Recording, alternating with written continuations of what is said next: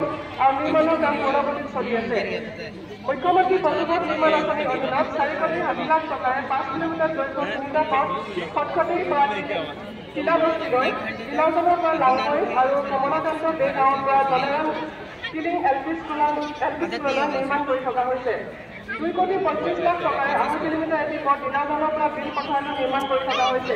1 কোটি 91 লাখ টকাৰে চৰকাৰ চলিয়া খেতিৰ পৰা দুদিনীয়ালৈ, সোণাপুৰৰ পৰা চকীহোলালৈ, ৰাঞ্চি গাঁৱৰ পৰা বালিপথাৰলৈ, নিলাই বজাৰৰ পৰা হয়াচং দেই, বালিজানৰ পৰা নিমিকলৈ আৰু 2 নং জিলাজনৰ পৰা নেপালী বস্তিতা নিৰ্মাণ কৰি থকা হৈছে। লোক নিৰ্মাণ বিভাগ গৃহ বোকাজান মহকুমা অন্তৰ্গত লোক নিৰ্মাণ বিভাগত অন্তৰ্গত গৃহ বিভাগে বিভিন্ন আঁচনি ৰূপায়ণ কৰি আহিছে। ইয়াৰে ৰুৰেল ইনফ্ৰাষ্ট্ৰাকচাৰ ডেভেলপমেণ্ট আঁচনিৰ জৰিয়তে লাহৰীজান আৰু দৰামৰা চাহ বাগানৰ অঞ্চলত একোখনকৈ মডেল উচ্চতৰ মাধ্যমিক বিদ্যালয়ৰ নিৰ্মাণৰ কাম চলি আছে। ইয়াৰে state home priority development general আঁচনিৰ জৰিয়তে বোকাজান ৰমানগৰ